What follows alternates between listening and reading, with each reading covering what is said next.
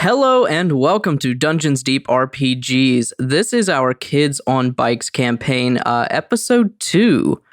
So I am Trevor. I will be the GM for tonight. And why don't you guys go ahead and introduce yourselves and who you're playing? I'm Olivia. I'm playing Frankie. I'm Maddie playing Colby. I'm Jackson playing Xander. I'm Keelan playing Kyle. And I'm Andre playing Desmond. And that is our cast and crew, folks. So last time was sort of our introduction session. We introduced all of our characters and kind of a brief glimpse into what their daily lives are like. And then some stuff went down. So does anyone in particular want to give a recap, or shall I do it? I think you would do it. You do the best It should recaps. be your honor. Oh, okay. Thanks, guys. So last time, we introduced our characters, residents of a small town in Oregon called Hillcrest. We gave brief glimpses into their home lives. Frankie is the athletic overachiever who was pushed too hard by her parents to succeed. Kyle is the mouthy loner who hasn't given his father the time of day since his mother left. Colby is the adorable dork whose brother mysteriously went missing 2 years ago. Desmond is the wealthy brainiac whose parents are divorced, leaving him without a father figure. And Xander is the homeless punk who has been kicked out of school for various reasons. Frankie and Desmond successfully cheated on the math final to ensure Frankie an A to impress her parents. Meanwhile, at lunch, Kyle, who was waiting for Xander to give him some food, found himself being aggressively bullied by Eddie Watkins, the sheriff's son, and 2 of his goons. Xander showed up just in time to save Kyle's bacon and threatened Eddie to tell everyone about how Eddie smokes dope. They leave the school together. Colby, at the middle school, begins hearing a voice in his head that he recognizes as his missing brother Adam. He nearly has a meltdown in class. The school day ends, and Frankie decides to walk home with Desmond for tutoring. Kyle and Xander get jumped by Eddie and his crew, only to have Frankie and Desmond intervene, with Desmond successfully tripping Eddie by tying his shoelaces together. Colby and his best friend Jack hear the weird voice again and see glowing green eyes in the forest. They are entranced and go into the woods. The other 4 see this and follow after them, knowing that the forest is dangerous this close to night. They finally catch up to Colby and Jack at a mysterious lake with a densely wooded island in the middle. Colby is snapped out of his trance by Frankie, but unfortunately, Jack is swallowed up by millions of tiny black particles that come out from the island before anyone can reach him. After a brief moment of hesitation and shock, they make a mad dash out of the woods. So, you were all standing just outside of the woods at the very edge. Very quickly, each one of you just kind of give me a rundown of what's going through your character's brain at this exact moment. I'll go first if that's all right. Yeah, that's great. We need to go to the fucking police. A child. That's going in through your mind, right? Yeah, she's like, all she's thinking about is a child just got, she doesn't know, exploded or something by bugs. Or imploded rather, but she doesn't know the difference. And they need to find a police officer because there's a kid, something happened, police. Okay. Kyle, what's running through Kyle's brain right at the moment? Kyle's thinking he needs to go and tell his dad about what just happened. He can't tell the police because Eddie's dad is the sheriff and they won't believe him. But everyone loves Kyle's dad, so they'll believe him. All right, and what's running through Xander's mind? Xander's completely clueless at the moment because his mind doesn't go to the police like everyone else. He's just like, what the hell happened? Desmond, what about you? Desmond is a mixed bag of emotions right now. I mean, his black sense is telling him to pick up everything and run. But the science part of him really wants to know what these bugs are. Okay. And just for clarification, I didn't describe these things as bugs, but you guys are definitely calling them bugs. Yeah. That's what they seemed like. We'll see. We'll see what they are. That seemed like most logical, like teenager little things. They must be bugs. Well, also the first thing out of Kyle's mouth when it happened was that kid just eaten by bugs? right. So now it's just implanted in our brains. And Colby, you've probably arguably had the most traumatic experience of everyone involved here. Oh, What's going through your brain? yeah. So, of course, Colby's not going to immediately think to go to the police. He's still kind of shooken up. He's thinking, first off, Jack is my best friend and he's gone. You know, whether he died or disappeared or is whatever. But then he's also kind of thinking as well, like, he's kind of putting two and two together. Like, did my brother do that too? Like, what's going on? He's really scared. And the first thing that kind of comes to his mind, like, as a decision, is to tell his mom. I'm going to go home and tell my mom about this. Okay, so you're all standing there at the edge of the forest. Go ahead and kick this off. Who's going to be the first person to say something? Because I imagine you're all like standing there almost in just complete silence. Like everyone's kind of figuring out what they're going to do. So who'd be the first person to speak up? So like the police, right? We're going to walk straight there, right? No, are you an idiot? Are you a fucking idiot? Bugs just ate that kid. Why would we go to the police? We're the last ones that saw him alive. What do you think they'll think? Okay. You guys just beat the shit out of Eddie. Do you remember who his dad is? Yeah, a lot of things happened to Eddie. Guys, I just think I'm going to go home. Okay, all right. Here's what we tell the police. All right? We don't talk to the police. We do fucking talk to the police. If you don't, I'm still going to talk to the police. Then I'm you leaving go. I'm them. not talking to him. No cops. None. Yes, cops. We were all witness to this scene. We're gonna be blamed. Fuck that. Let's just go home. Yeah, I want to go home. I'm with that. We're the last people that saw him alive. We're fucking kids. It doesn't matter what they say about us. A kid is either missing or dead. This isn't a time to just fuck around like stupid kids. This isn't our thing. Why don't you take this kid home? We'll tell our parents, and our parents can tell the police. That way we don't have to get involved in this shit. Guys, stop fighting! Everyone please make a... Oh, goodness. Actually, before I say this, for any of our listeners out there who may not know the system for Kids on Bikes, each character has a set of 6 stats: brains, brawn, fight, flight, charm, and grit. Each stat has a dice value: D20, D12, D10, D8, D6, or D4, each of which they may only use once. The stat with a D20 is considered their best stat, and the stat with the D4 is considered their worst stat.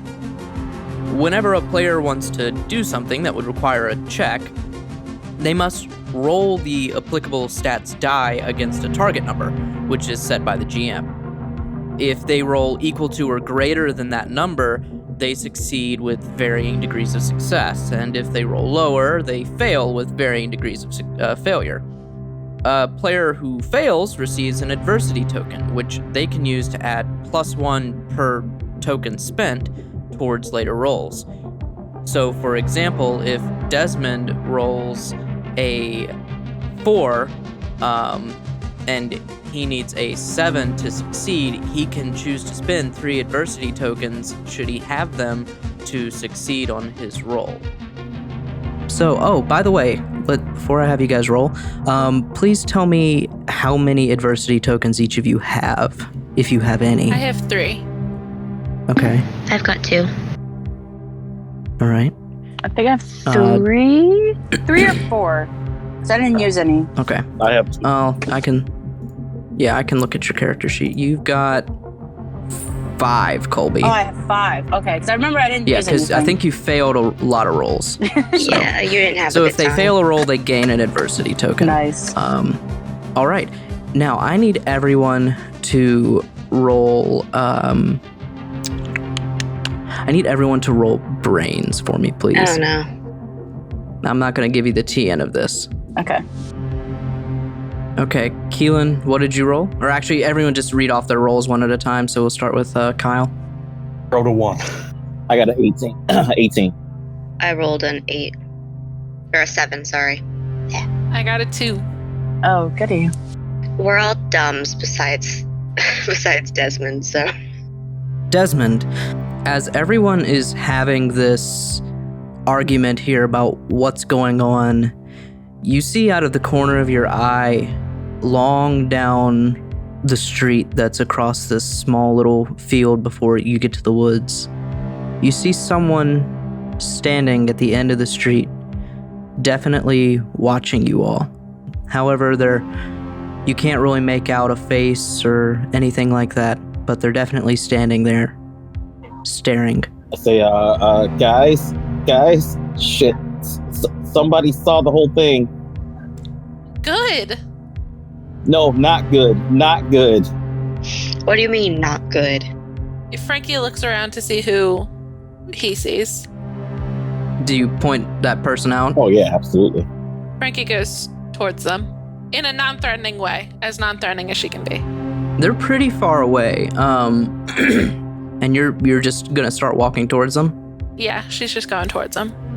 And she's gonna call out, hey, did you see that? You saw that, right? Like, were you there with us? So as you start walking and you call out to them, they turn and they start walking away, and then they disappear down an alleyway. She sprints. Oh, if Frankie, come back. I got a bad feeling about this. She's running. Idiot, get back here. Frankie! Okay, you're running after them? All right, give me a flight roll, Frankie. Oh no. 2. Okay, do you want to spend any adversity tokens? No, I'm not gonna use any adversity. By the way, anyone who failed that brains check, which was everyone except for Desmond, gain an adversity token, and then Olivia, you gain another adversity token. Okay. So you go running after this person. I mean, and you're in your full, well, not really your full best sprint. You're kind of tired. It's been a long day, and you've been through the woods and back. And If I could say, I think maybe she lost where that person went. So even if she did run, oh, that's what I was gonna say. You run all the way there to the alley that they turned down, and you look and gone. There's nothing. all right, that's fucked up. It's a ghost. Y'all, I think it was a ghost.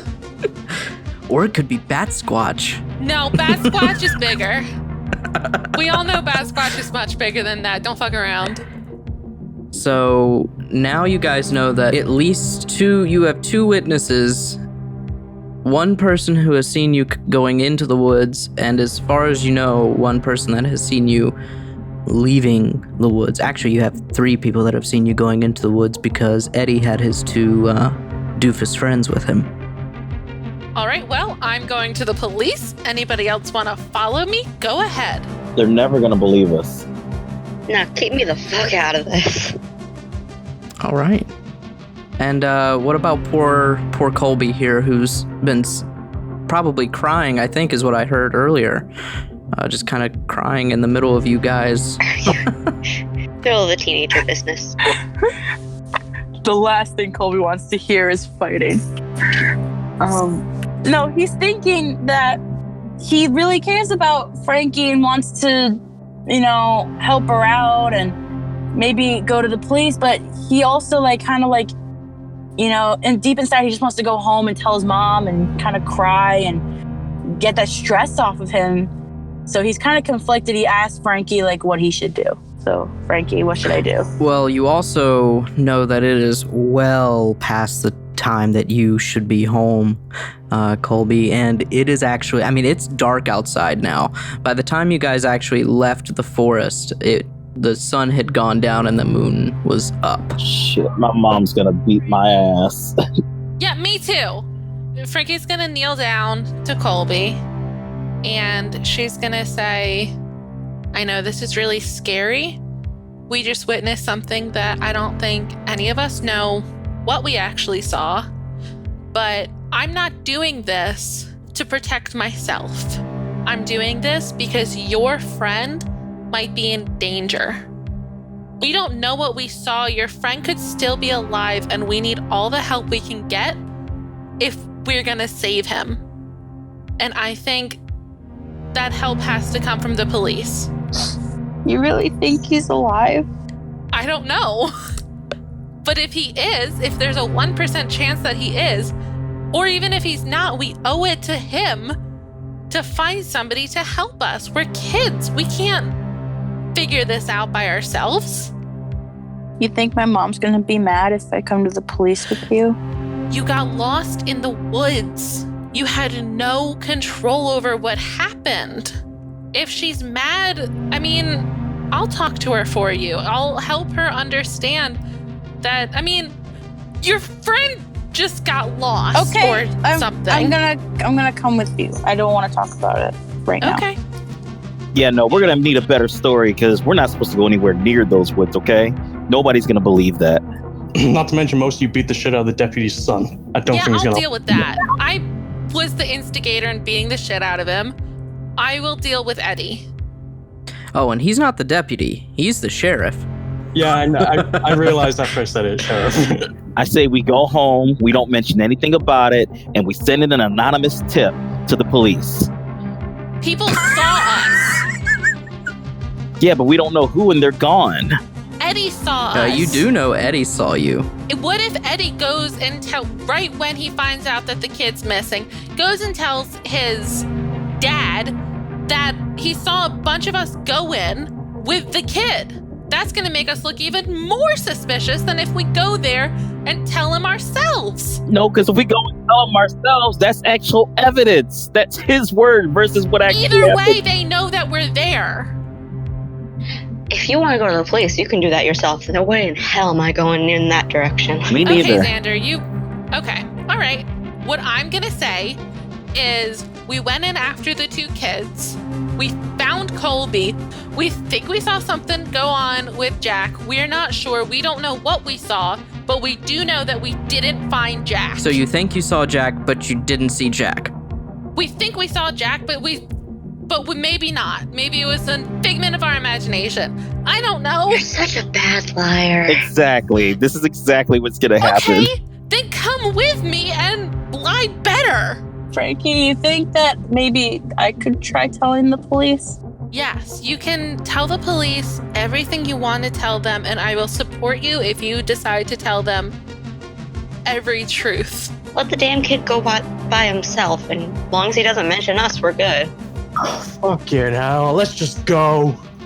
All right, so as of right now, there are, 3 people going to the police? There's Frankie, Colby, and it sounds like Kyle has just agreed to go, just out of spite. Yeah, no, fuck that. I'm more scared of my mom than the police. I'm going home.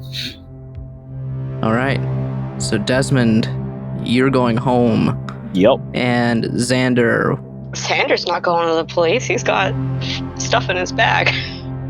all right, so Xander's going back to the what? The mill? Yeah.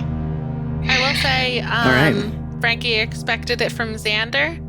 She's got a bit of a look going on. Xander Towards doesn't give a Desmond. shit what look you're giving him. Well, no, she doesn't. No, it's towards Desmond, not towards Xander. She's a little pissed off because she has a very one-directional point of justice, and she thinks this is the most justice. So she's annoyed. Yeah, Desmond's from the inner city. He doesn't trust police that easy, so he's going home. And Yeah. that's fair. That's fair, especially since you were from, what, you said Detroit? Yeah, he's going home. Yeah. Frankie's from a military family, told to, she No, perfect. No, you guys don't even need to reason it out. I completely understand why each of you are doing what you're doing, and Kyle's going out of fucking annoyance, I guess. So, all right. So, Xander, you go on your merry way, and Desmond, you, I guess, are booking it home. As fast as humanly possible. All right. The other three of you, you begin to make your way over to the police station, which is probably about I'd say like a 30-minute walk from here. And it's pretty dark. Street lamps light the way in some streets. And as you approach the police station, it's not very big. It's your standard town-sized police station, a single building with plenty of cop cars parked out front. I'd say it's probably about 9:30 right now. All right, so the police station is in front of you. Big glass doors and lights lighting the parking lot and the front steps of the police office. There's a staircase leading up to it. Who's leading the way? I think Frankie probably would be. She's holding Colby's hand. Before they go in, she says, "I will support whatever you say, Colby." Okay. And This is a terrible idea. yeah, well, the kid's missing. Shut up. You can go home if you want to. And she opens the door to the police station. Okay, so when you all walk in, it's kind of a rinky-dink police station. Wood paneled walls, like that faux wood look to them. The faux wood countertops and everything.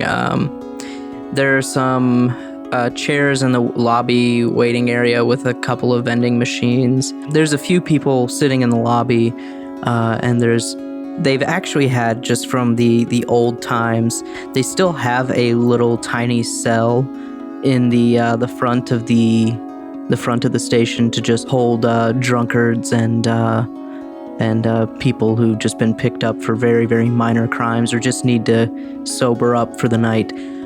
There is a gentleman laying inside of that little cage on a bench, and he seems to be asleep. He's got a really scraggly beard with gray hair strands in it, tattered, stained, torn clothes. Some of you have probably seen him around. He is the town drunk. Everyone just calls him Jimmy. No one really knows what his last name is. He's just Jimmy, and he's almost always drunk, and he's always in here. And in front of you is a counter with the bulletproof glass in front, and there's a young lady standing at the front. Frankie goes up and says, "We think something real weird happened in the woods, and I think a kid might be missing." All right. And she pulls off a piece of paper from the stack and she slides it through the little hole. She says, "Fill out this form, please." And at the top of the form, it says "Missing Person Report." And there's a whole bunch of questions on it. Okay, should all of us fill it out, or is this like a team job? She looks at you like you're stupid. "Just fill out the form, please." Okay, all right, cool. She takes a pen and gives the paper to Colby. So as you're sitting there filling out the form, you hear in the back of the police station, kind of muffled, "I don't give a damn what you think. I want you to get the fuck home right now." And you hear a couple doors slam, and in walks from the lobby Eddie, who is a little torn up, a little bruised, and as he passes by you guys, he just kind of like raises an eyebrow and like glares at all of you, and then just swings the door open violently and then slams it, and you don't see any more of him. And then out from presumably the same place, you hear a man with a slight Texan drawl saying, "Sometimes I swear that goddamn kid gets on my fucking nerves." And he sees all three of you sitting out in the lobby and says, Well. Look at you three. What are y'all doing here? Would Frankie have met Eddie's dad before? Eddie's dad? Isn't I that don't- I mean- who that is? Yeah, Yeah, okay. it's Sheriff Jack Watkins. They're implants from Texas. They're not natives to Oregon. But they've been here for a while, so his drawl isn't quite as bad as it used to be. I would not say Frankie in particular knows Sheriff Watkins. However, he looks at Kyle and says, "Hey, aren't you Jerry's boy? Yeah, What the hell y'all doing in here so late?" it's gone missing. We think a kid might have gone missing, and Colby, they were best friends, and we think Jack went missing in the woods. Oh. So you three are the ones that my son just came in here and told me kicked his ass today, right? Yeah, that's correct. No, I didn't do anything technically. I did a lot. Well, I tell you what, it's about time somebody did, because my ass whoopings ain't doing nothing for him. Thank you. am proud of what I did. All right, now you say some kid's missing. Yeah. All right, who is it? She looks to Colby. He says, actually, you know what? Let's not do this out here. But wait, where did you say they went missing at? Woods. Woods. All right. Well, shit, that hasn't happened in about, I guess, 2 years, huh? Ever since that Adam Liskey kid went off. Colby shots up from the report that he only finished a quarter of, not even. And just kind of starts getting this very somber look and curls into himself. Oh yeah, I recognize that red hair. You're his little brother, aren't you? You're one of the Liskey kids. And he nods. Damn shame. All right, come on back here. And he starts to walk back. Do you guys stand up and follow him? Frankie does. Yeah. I do. All right. As you do, and you start to walk back, you hear from back in the cage, the guy that was laying down is now wide awake, and he's standing at the bars holding on to him, and he says, "Y'all seen it too, huh? Fucking yikes. That's rough. Y'all have seen it too, huh?" He says louder. Frankie nods. "I've seen the dark things out there. Black as the void. There are other things too. They keep the trees." And his eyes get really wide. And she's there too. Ancient. Too much beer. And then he lays back down on the bench. Frankie spooked. And then Watkins says, "Oh, shut up, Jimmy.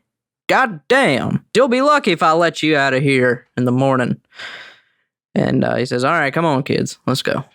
So he takes you back to an interrogation room and just kind of sits at the other end of the table from you all. He grabs a couple extra chairs and pulls them in and sits down. He says, "I hope this isn't too intimidating of a scene for y'all. Don't let the gray walls and the bars scare you.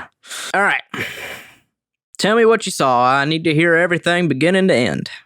I think Colby said that he wanted to be the first to tell you. All right. Well, shoot, Little Red.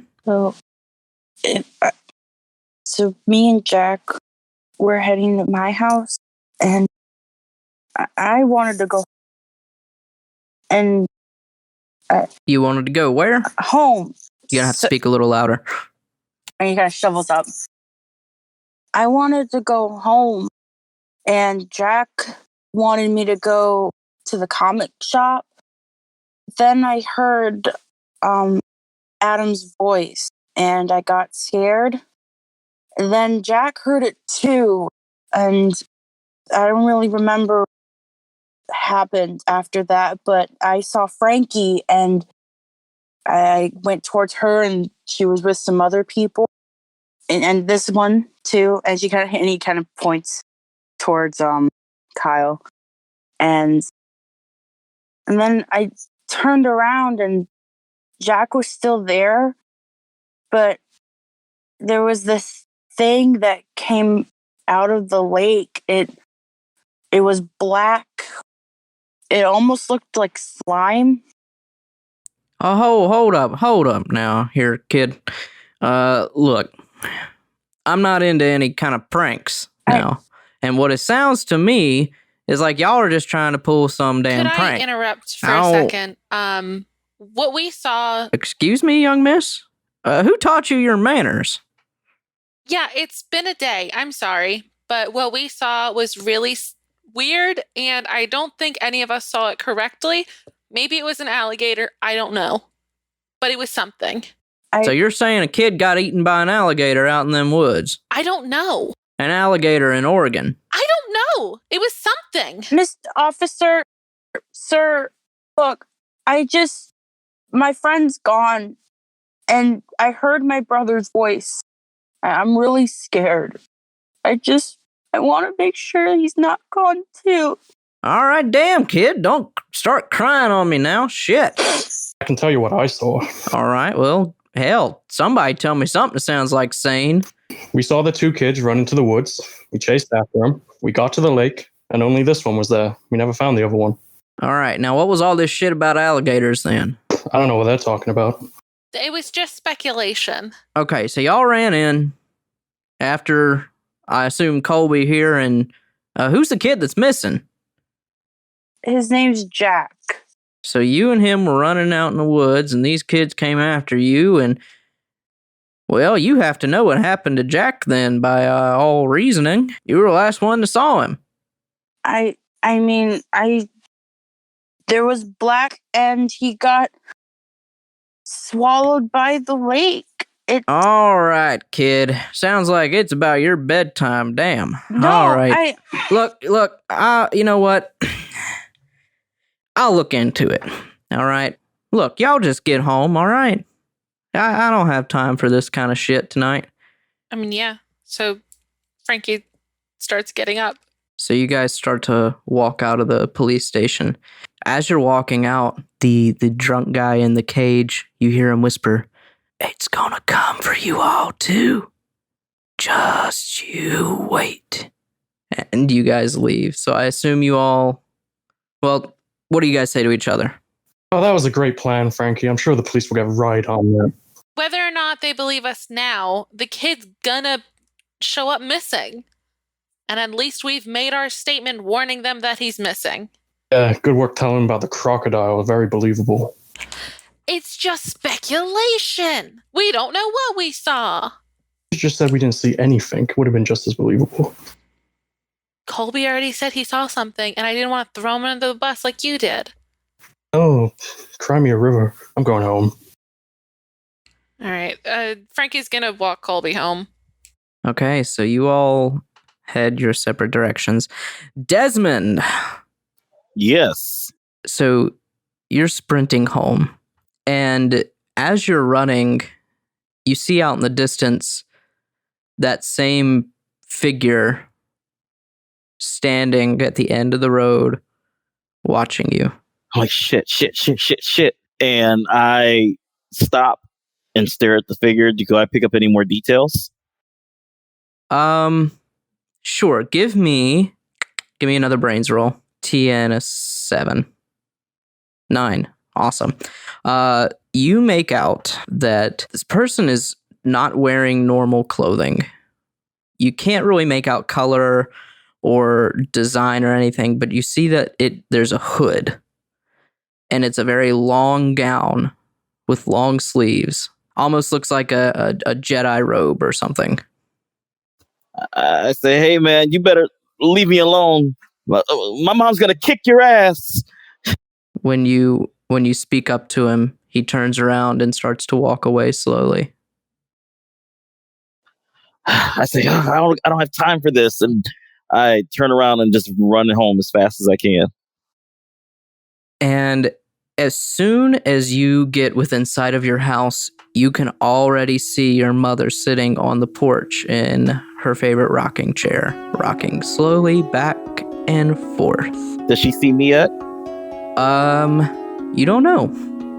Okay, so I would probably stay out of sight, and I'm thinking, okay, this is bad. Is there is there a way to get upstairs without her seeing? Is there like a back way where I can climb up to the second floor through a window? I would say that there is like a lattice work on that you guys have like a sort of a patio kind of deal. It's like a big wraparound porch. And on one side of it, it's sort of like an enclosed outdoor sitting area. And there's like some lattice work on one side of it that leads up to the second floor. You could probably climb that if you rolled well enough. Yeah, I'm gonna go around the back and try and climb my way up to the roof or something like that, and see if I can get into my room through a window. Okay. You would be able to do that on a successful... I'm gonna say you're gonna give me 2 rolls here. Your first roll is going to be to see if you are quiet enough and hidden enough to avoid your mother. So that's going to be another flight check. TN... I say a TN a 6. Awesome. Oh, on the money. All right, so you were definitely quiet enough and well hidden enough, at least as far as you can tell. You make it around back, and the back porch light is off.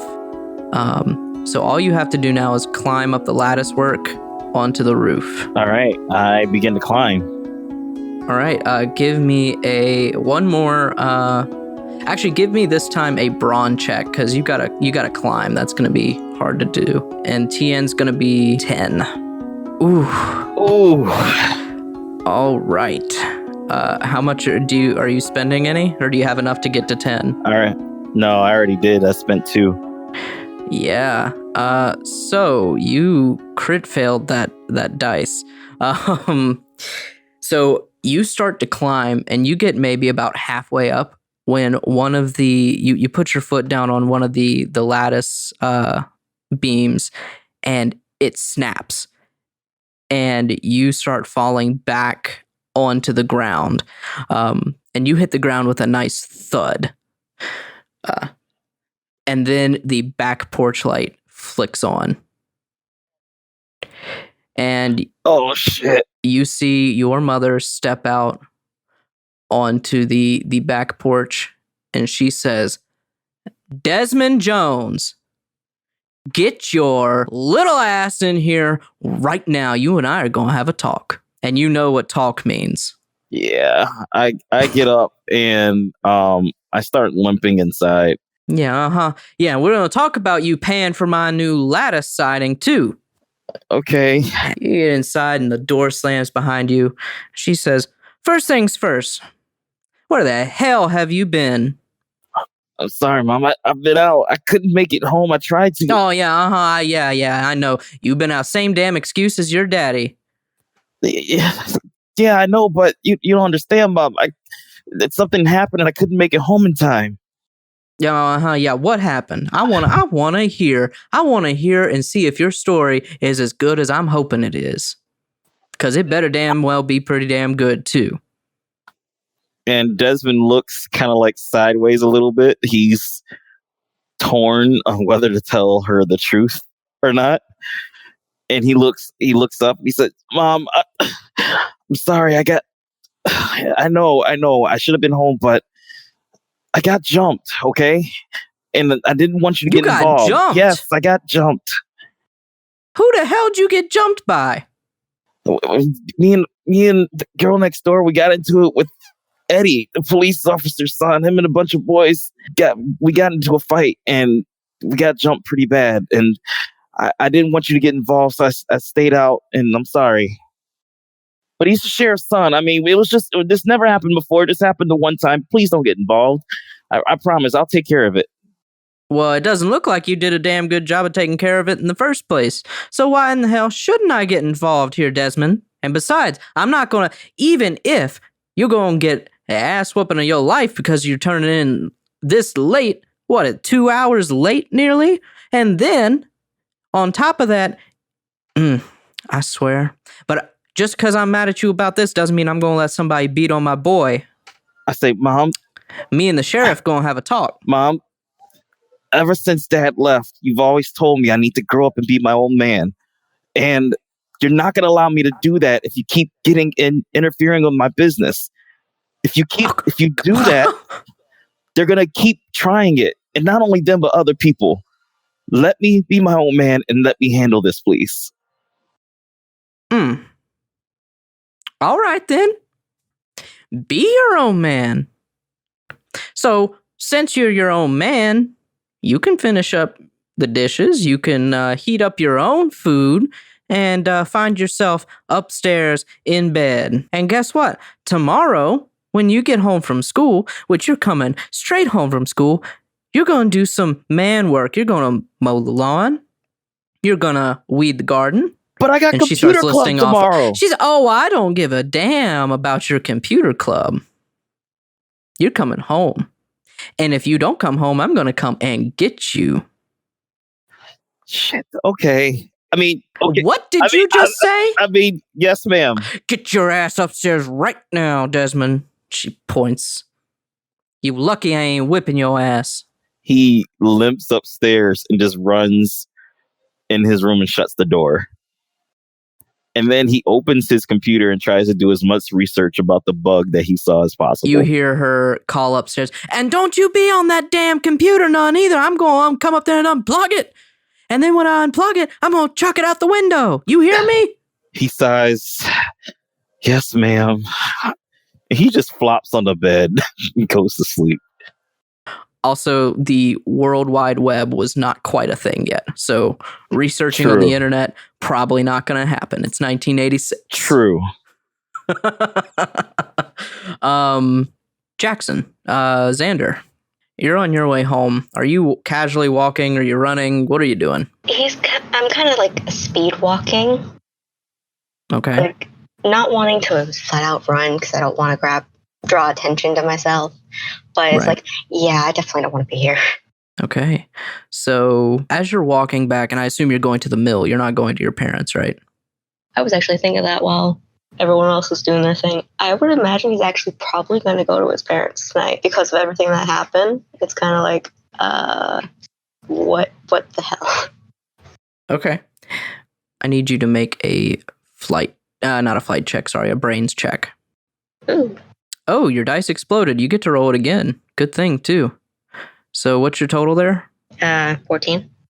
Right. Oh, and for the audience, anytime a character rolls the max number on their dice, so if they roll an 8 on a d8, the dice explodes, which means they get to roll the number again and add the new number to the first number. So as you're walking to your parents' house, you see way down at the end of the road the same figure that was watching you guys.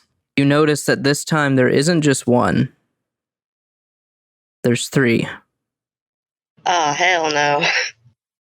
And they are directly in the path of the way it takes to get to your parents' home. Okay. They're just standing there. Are they doing anything else? They're just standing there right now. Okay. I'm going to keep walking in that direction, but kind of slow down my pace a little bit and just giving them that little side-eye glare. Okay.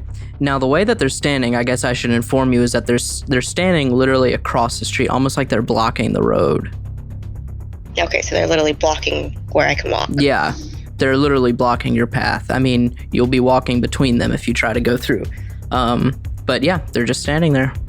Are they like in front of a house or something?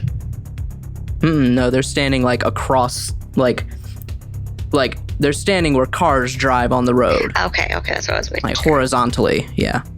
Like, I'm going to like probably try to walk around them into, if we're walking in like a neighborhood, into like a neighbor's grass lawn or something. It's like Okay. slowly starts walking like to the right and try to walk around them. as you start to walk to the right, as you you veer your turn, you see them also start to follow you. Okay, what the hell do you want with me? Oh, you actually say that out loud? Yes. They don't respond, but their pace quickens. Towards me? Yeah. I'm booking They're like it. fast walking now. Okay, so you start booking it. Yep. So you're kind of in a pretty dense neighborhood. And they're like every house has like a fenced in yard. There's some alleyways behind some of the houses, but you're definitely going to I'm need just to gonna try be. to jump a fence. Oh, so you're gonna jump a fence. Attempt to at least. Let me turn the music down a little bit. So give me a brawn check to try and jump this fence. The first one is kind of short. Well, no. Yeah, I was gonna say a TN of 6. So you rolled a 9. So you are kind of used to running a lot of the times from the police. Yeah, normally from the police, and that's probably what's going through my mind right now. Is this is some kind of police officers? So you're running, and you get to this first fence, and you just vault it like it's nothing. You land down on the other side, and you have no idea whose yard you're in, but they must have kids. There's like a swing set and stuff. And I assume you keep running. You don't just stop. Oh no, I'm gonna keep running. Okay, yeah. So as you keep running, you kind of look back over your shoulder, and they've all jumped the fence too. Aw, hell no again. And so you need to jump another fence to get out of this yard. So give me another brawn check. Same TN. Barely this time 7. All right, you rolled a 7. Nice. All right, so you managed to leap over, and this time when you leap over, as you're falling, you realize that you're landing in a pool. So you land in the pool of the next house over, and it makes this big splash because you don't even realize that you're landing in it until you're already over the fence, and the back lights come on of the house. Sorry, I'll be out in 2 seconds. Do you actually yell that? Yep. You hear someone say, "Who the hell's in our pool? Someone call the cops!" I'm leaving. Don't worry. I'm gonna try to pull myself out of the pool. And all of this commotion, you start to see more lights flickering on throughout the neighborhood as this starts to wake some people up. I would say it's probably about 10:30 now. And since this is a more well-to-do neighborhood, a lot of the people are a little bit older, so they're going to bed earlier. So now they're all being woken up by you. So I guess you're swimming across the pool now. So as you swim, you look over your shoulder and you don't see the hooded figures. Well, at least that got rid of them. In the next fence, there's a couple of little wooden planks that are out of place that you can probably get through, but I'm gonna need you to make a flight check to see if you can squeeze your way through it. Nope. Do you want to spend any adversity? I don't think it'd be enough, so no. The TN's 4. Oh, then yes. Okay, so you're spending 2 adversity? Yeah. All right, so you just barely managed to squeeze through, and as you squeeze through, you see that you're out of the little fence area, so there are no more fences around you. Now it's just people's yards, and you see walking around the other side of the fence, even closer than they were before, the same 3 figures. Oh, come on. All right. So I take it you take off running again. Oh yeah, I'm just trying to get as far away from those guys as I can right now. All right, tell me your plan here, how you plan to lose them. Well, I'm making an attempt to try to lose them because I don't really want to lead them to the house. Okay, So tell me how you're going to lose them. probably gonna. Well, at this point, is veered back into the street. Yeah, you're on the main road Yeah, of this neighborhood now. Probably running down, or I'm running down by these houses and just kind of throwing the trash cans behind. Okay, so you're going to behind throw me. trash cans behind you. Cool. Give me a fight roll. TN's going to be easy, like a TN of 4. Let's see. Barely. Nice. So you chuck one of the trash cans like down behind you, and trash comes spilling out. And you look back over your shoulder and you see one of the people like slips and falls over the garbage, and the other two keep running. But I keep doing it. Just keep trying to throw the trash cans. I don't think I have anything in my bag that would work. Do you have any strengths? What are your character's strengths? Remember, strengths have mechanical benefits. I have cool under pressure, easygoing, rebellious. That's Okay. it. All right, so it doesn't sound like you've got anything that can assist you. Roll one more flight check for me, please. Oh boy. Nope. Do you have any adversity tokens? I got 2 left. Do you want to spend them? Yeah, I guess so. Okay. So as you're running, you duck down between 2 houses that are kind of tight together, and you crawl over an AC unit that's between them. You take off into like the little tree, like little tiny wooded area behind these houses. You're taking a shortcut that you know pretty well to your own home. And when you reach the other side of the wooded area, you see your house. The lights are on, and you look back, and they're no longer behind you. Took them long enough, given they're gone and like can't hear them through the little wooded area. No, you don't hear or see anything. Okay. It's gonna slow down, put my hands on my knees, and just scream, fuck! When you do that, you hear the door open to your house, and you see your dad kind of start to light up a cigarette. Yeah, well, hello to you too. He looks up. Oh, what the hell are you doing here? Don't ask. Pull my bag off All right. my shoulders and kind of shove my way past him to get inside. Okay. And he's like, look, you can't stay long. Your mom and I are going out of town. Yeah, that's your normal. I'm just gonna and I throw my bag and just lay down on the couch. And so that's kind of the end of your evening. Kyle, when you get home, your dad's sitting at the dining room table. He's got a cup of coffee in his hands. And he says, hey, where you been, Kyle? Believe it or not, I was just at the police station. You're at the police station? Why were you there? Kid got lost in the woods or something. Oh, who's kid? Like I know, Oh, hey, I'm just asking. You look kind of rough. I guess. Yeah. I'm going to sleep, Dad. I'll tell you about it in the morning. Oh, hey, can I ask you something? I found your clothes in the laundry hamper, Kyle. What happened?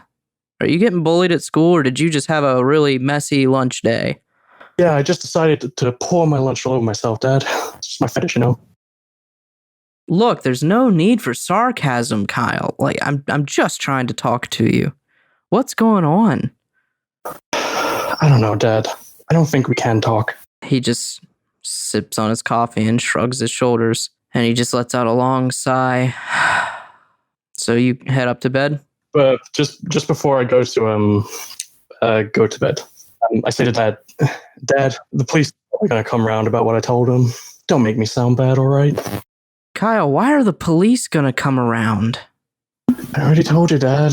Maybe you should try to listen for once.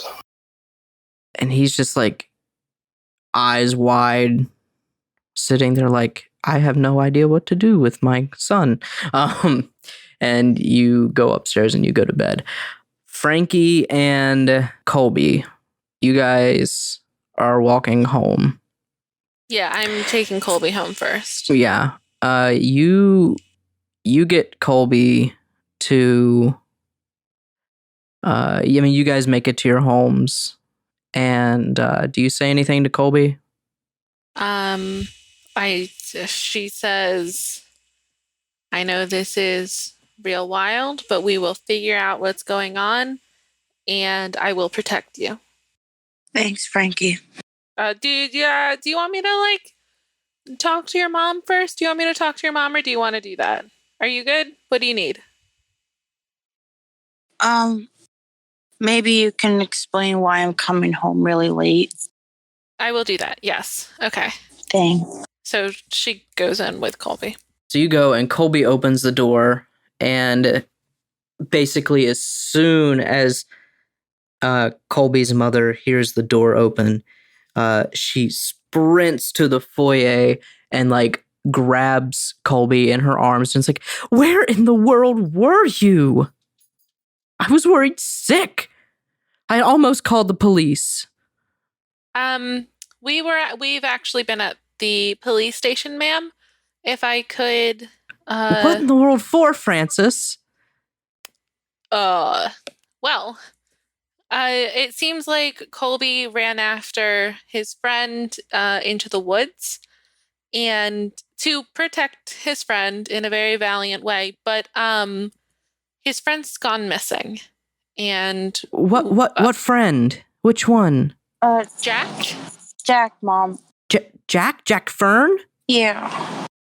He's missing? He's missing, yes. We got Colby from the woods, but we couldn't find Jack. We've already been to the police station to tell them what happened. Well, I can't. I'm just in shock right now. I need to go call Brenda and make sure. Colby, are you okay? And Colby gives like a look to Frankie and turns back to his mom. And he says, Mom, I heard Adam today in my head. She like drops, like her expression just completely drops to like horror and confusion. I'll give you guys time to I'll give you guys family time. My mom's probably gonna be pretty. Anyway, bye. Frankie just fuck this shit, I'm out. she backs up and leaves. So you close the door behind you. So your mom's face has just dropped. What do you mean you heard Adam today? Mom, it's hard to explain. It's gonna sound really silly, and I swear this happened. I was in class and I heard Adam. I didn't even want to believe it. No one else heard it. But then Jack heard it. And then we went into the woods for some reason. I don't remember doing this. And then I saw Frankie and a bunch of other people. They got me. And then Jack looked like he was swallowed up by a thing in the lake. And I'm just really scared. Her expression has gone from shocked and confused to like concerned and more looking at you like you're crazy. Mom, I swear I'm not making this up. Colby, I want you to go to your room and then go to bed. We need to talk, but we can't talk tonight. You're too upset, and I'm very confused and concerned, and I need to go make sure that Brenda is okay. And you know that Brenda is Jack Fern's mother.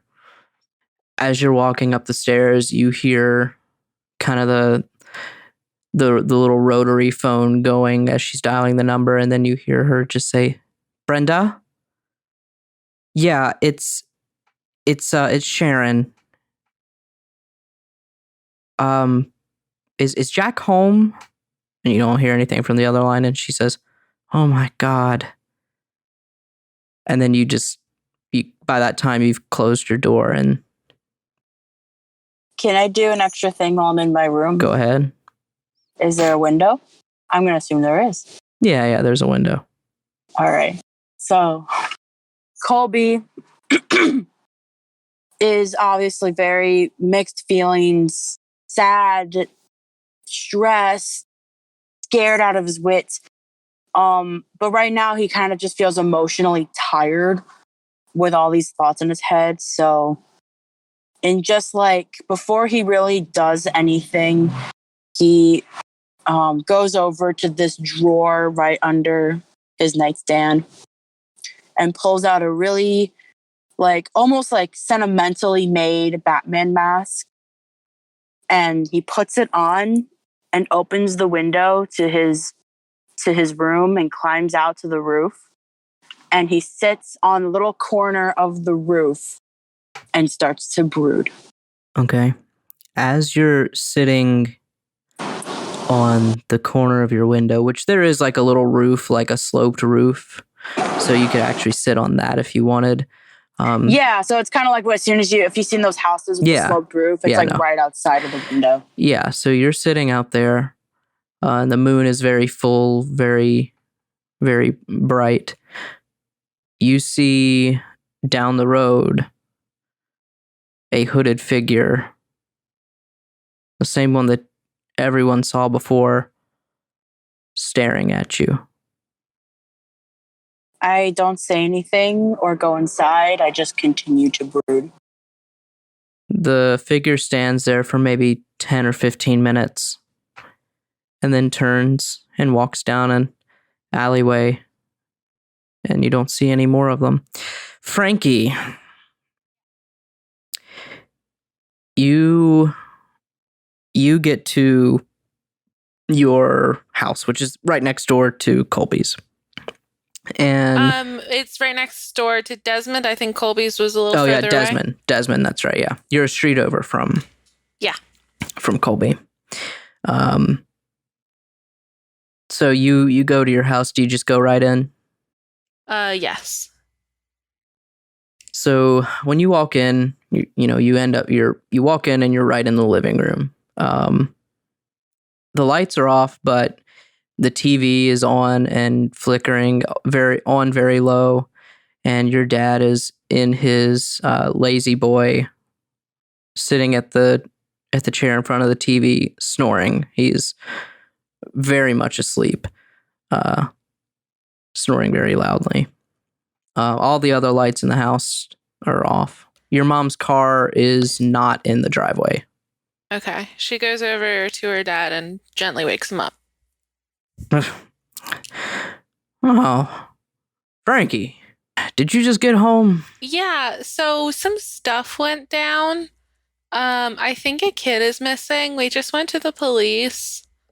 I want you to know that I was incredibly heroic today. He's like blinking his eyes, like trying to wake up, but you don't think that anything that you just said went into his brain. Dad, did you hear? I was a hero. Did you hear that? That's really great, Frankie. Yeah. I'm real proud of you. Make sure you drink your protein shake before you go to bed, and obviously, yeah. Remember, you're getting up early in the morning. You and I are gonna go. You and I are gonna go on a run in the morning. And he says that every night, but he never goes with you. Do you want to? Do you want help getting to bed, Dad? Oh, I'll get there eventually. Don't worry about it. And he kind of that sentence just kind of falls off, and he's asleep again.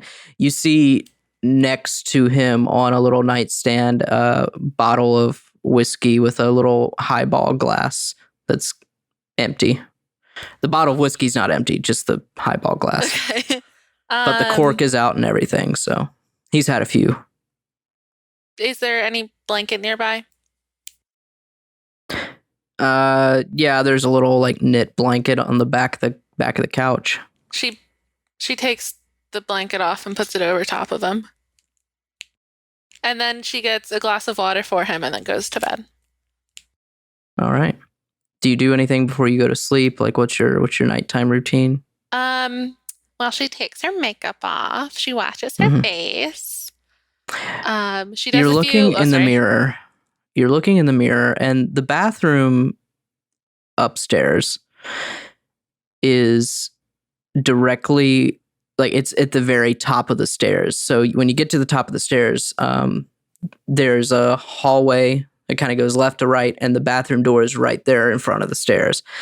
And as you're taking off your makeup, you're looking in the mirror, and you see the window that is at it's kind of like in line with the stairs, like it's all kind of aligned, so when the sun comes in it hits the stairs and it hits the bathroom, as well. As you're looking out the window, you can see kind of a street away. You see Colby sitting out on the roof of his house,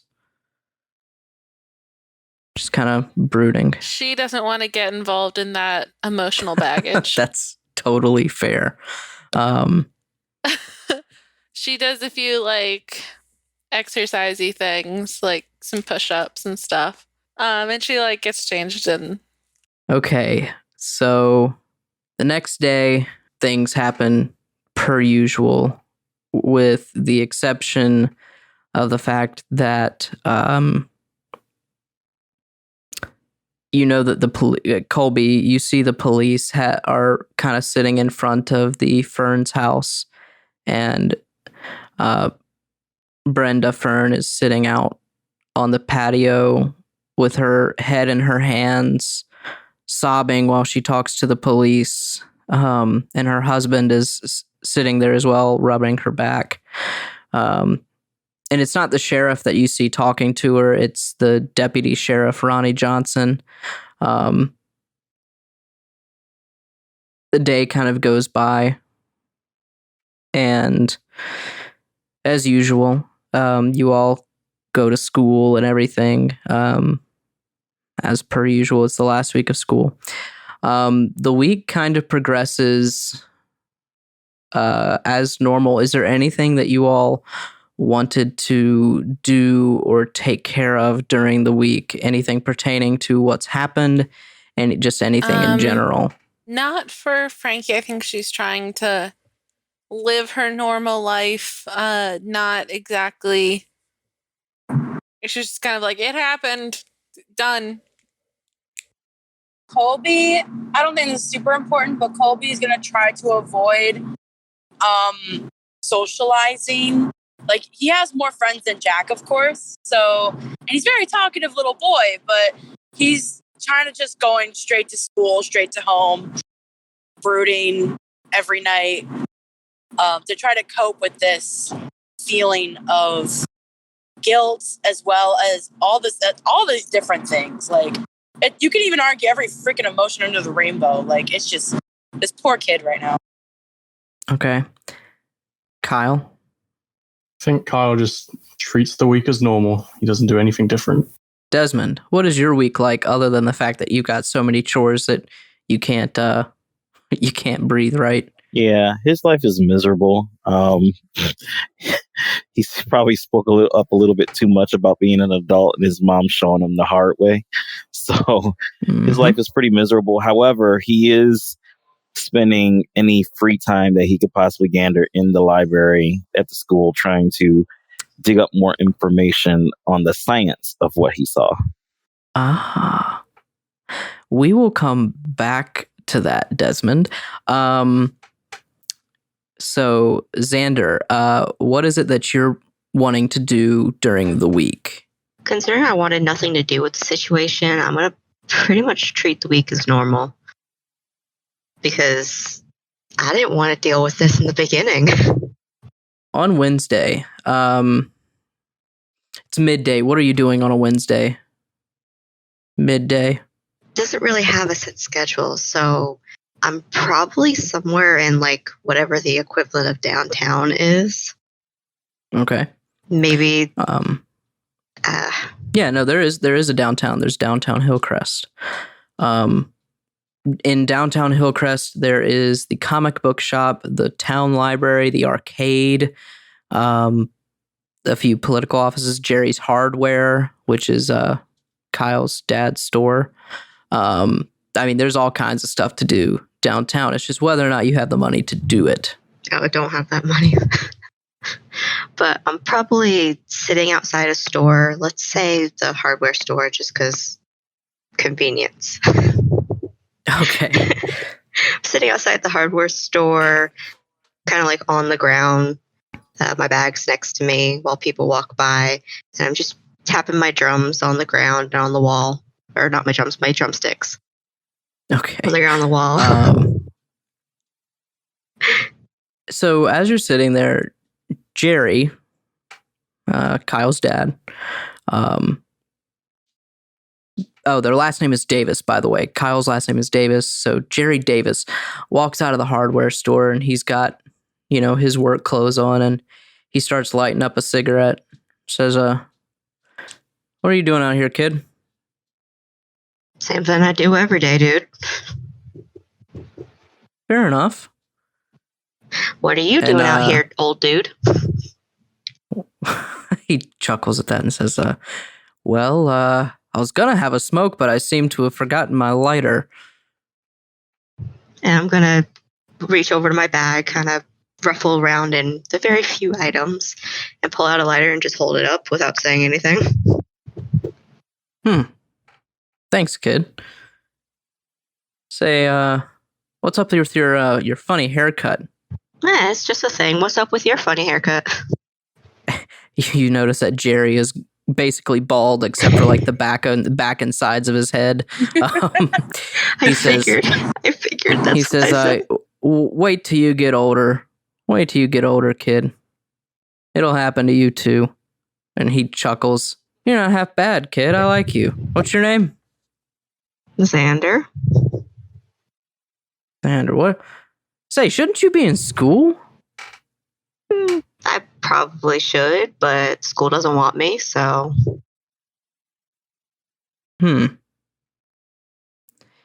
Well, you want to make some money, kid? How much we talking? Depends on how hard you work. I tilt my head and kind of like turn a little bit to look more at him. What kind of work you talking about? I'm talking about a job, kid. The old 9 to 5, working here at the store. I've been trying to get my son Kyle to come in here and help, but I don't know what's going on with him right now. He's just his mother left to cut you. Oh, you know Kyle. How you know Kyle? He's the reason I got expelled. He like shakes his head. He's the what? He's the reason I'm not in school. Sorry. He just looks at you like dumbfounded. It's a long story, old man. Well, maybe you can tell that long story to me over some lunch over at the diner. I need to lock up for lunch anyways, so it's my treat. It's my treat. You can tell me more about this situation. And he locks up the diner. Desmond. Yep. So you said that you wanted to spend some time in the library, correct? Yeah. When would you be doing this? During the school day? Yeah, not after school. Okay. Probably like if I could, eat lunch shorter and spend more time there before classes are called back. Okay. You could also like skip lunch entirely. I mean, it's up to you. But I will say this, any kind of looking that you want to do in the library is depending on how long you decide to take, the difficulty of my roles that I'm going to have you make will be higher or lower. So okay, it's up to you. Well, this is over a week, right? So would I be able to, I guess, like make a roll for the study of the week, or you want to do individual day? We'll do an individual day, and then we'll say you can come back a second day if you don't do well the first time. Okay, fair enough. Yeah, I mean, I guess I would probably make sure I do a thorough search and probably do lunch period. All right. That works. So you walk into the library, and the librarian is standing there. Her name is Mrs. Amos, Mrs. Deirdre Amos. She's sitting there at her little counter. She's really weird. She's basically a hippie. She's got like these. She's got kind of like dreads, but she's very white. She has these dreads with these like half moon glasses on that hang by a chain, and she's wearing this long, like loose floral dress. And You can tell that she's got a few tattoos on her arm that are poking out of her sleeves, and then she's got these big hoop earrings. Yeah, and beads in her hair and all kinds of stuff. All right. And does she know like each student individually, or does she have no idea who the hell I was? She knows the students who come into the library regularly. Okay, so probably not. So I will walk into the library. And do you need to see her first, or you can just go and look at books? Generally, they like it if you check in just so they know where you spent your lunch period. All right, I will. There's a little clipboard there with a pin kind of tied to it. And she says, I haven't seen you in here too often.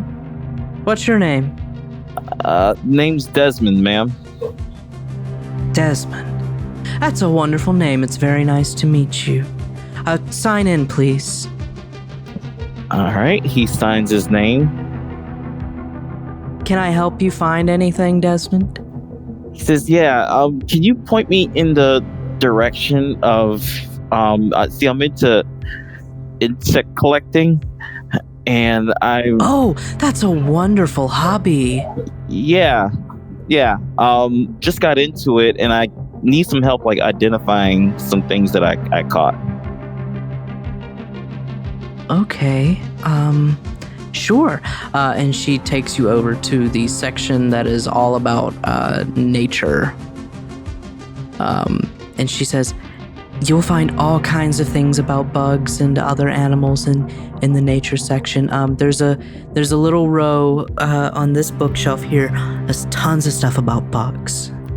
Oh, okay. Thank you.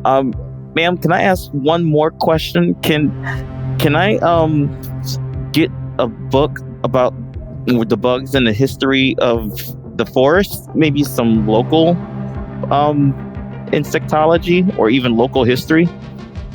Oh, yes, I can do that. Here, if you come this way, there's a book that I think you will absolutely love if you're looking for history about the town. It's called A History of Hillcrest, Oregon. And the book is right here. And she pulls it right off the shelf and hands it to you. And he says, "What? Thank you, ma'am. And if you don't mind, I'll be here all week. For research, and I'm thinking about doing my research project on this as well. So you don't mind if I come back tomorrow, do you?" Oh, not at all. You're welcome any day that you come in, as long as you have your library card. Right, sure will, ma'am. Thank you. Oh, absolutely. And you might also check out the town library if you get a chance. I will make sure I do that. She looks at you and she says, there's something off about your aura. And she looks dead at you, like her eyebrows furrow. I say, it's the afro. It tends to distort signals.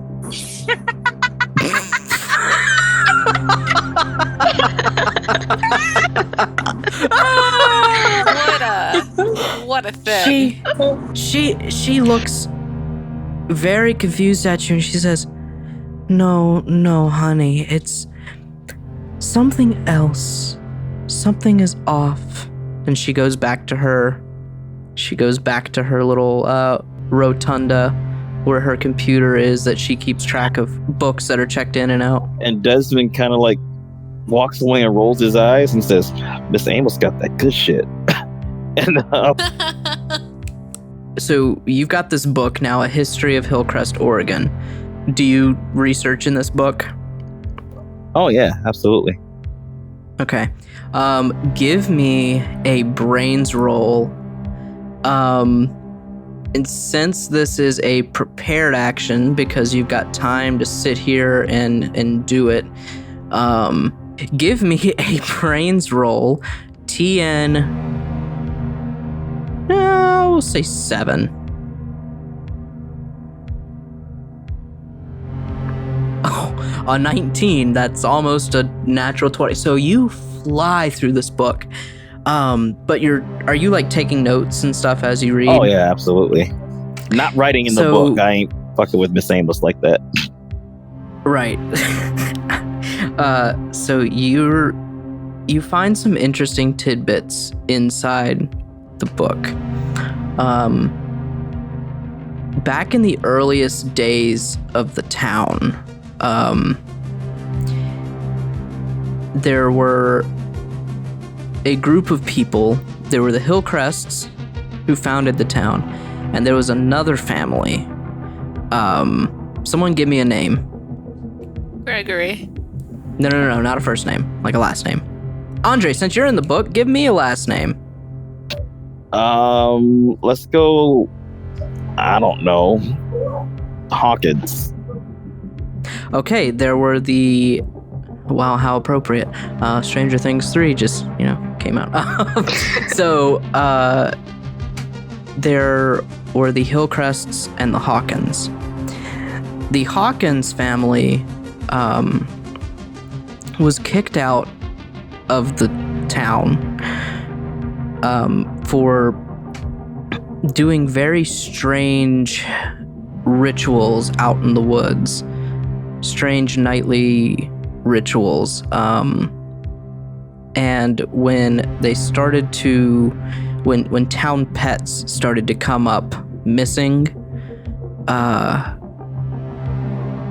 they did a little bit of research into these people and found out that there were animal sacrifices being done by these Hawkins out in the woods. And they were labeled witches or what have you, cult, and they were banished from the town. Okay.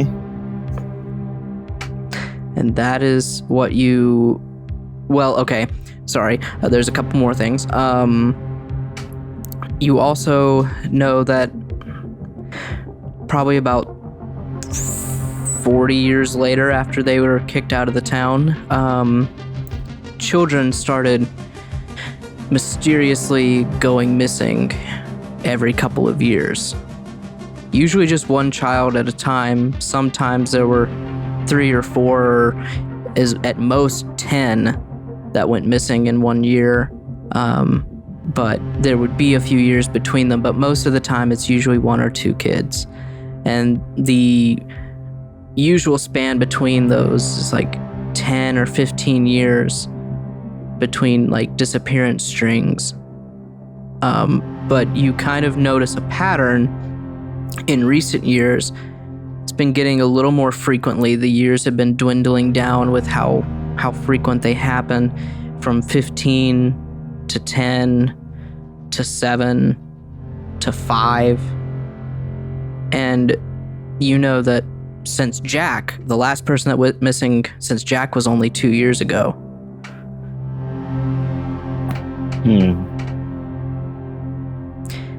You also know that the town of Hillcrest has been under the same politics as all of the, the whole time it's been in existence. So the Hillcrests have run this town. The mayor and has always been a Hillcrest. The town has a summer solstice festival that happens in late June, where they've just always done it. It's kind of their thing. And you know about this just naturally. There's always a summer solstice festival with a tree lighting at the center of town on the solstice. Okay. That is what you learn from the book. All right. Nothing in there about bugs. Yep, but a lot more interesting things. Okay. Okay. Do you say anything to Miss Amos? And also, are you checking out that book, or are you just taking your notes with you? I'm just taking my notes. I would be coming back each day to jot down some more notes. Okay. Awesome. As you walk out of the library, because the bell rings and lunch is over, Miss Amos looks at you and says, I know you've seen the dark things. It's in your aura. Black is the void. They keep the trees. And then she goes back to typing on her computer. So I say, Miss Amos, are you saying my cousins in Detroit like to smoke weed? Because that's something that I already knew. She looks up at you like she almost like she didn't even say anything. What was that, dear? Oh, nothing. You have a good day, Miss Amos. I'll see you tomorrow. Nope, I think Miss Amos is a little crazy. Yep. But hey, as long as she doesn't interfere with my research, I got no problems with crazy. All right. So the rest of your day goes on as normal. Last thing we're going to do here, we're going to jump over to Jackson and Jerry sitting at the diner. What's the name of the diner, Jackson? Oh, goodness. I did not. What's like a classic diner name? Oh, can I have a suggestion? Sure. There's actually a diner in my town called the Rainbow Diner. There you go. All right. It has the best split pea soup. So you guys are sitting at the Rainbow Diner. They call it the Rainbow Diner because it's been here since probably the 50s, maybe even the 40s, and the little neon lights on the outside of the building are rainbow colored. And you're sitting there with Jerry, who has ordered a big, monstrous burger. This is generally what he eats every day for lunch, which kind of explains his weight problem. What did you order? Probably the most expensive item on the menu. So they bring you out the same burger that Jerry's eating. And then Jerry, as the waitress is walking away, he with a mouthful of burger, he says, and two milkshakes, please. And the waitress comes back with 2 milkshakes that have whipped cream and cherry on the top of them. Not gonna say no to that. And he says, and he's munching on his food, and he says, so fan of a good burger, huh? I'm a fan of any good food. I understand that. So please tell me, tell me, kid, what were you talking about? Kyle's the reason you got kicked out of school. Well, maybe I exaggerated a little bit. Okay, well, now don't change your story on me. Just tell me just tell me what's going on. Is this why my Kyle is so upset and so distant? I don't know anything about him, honestly.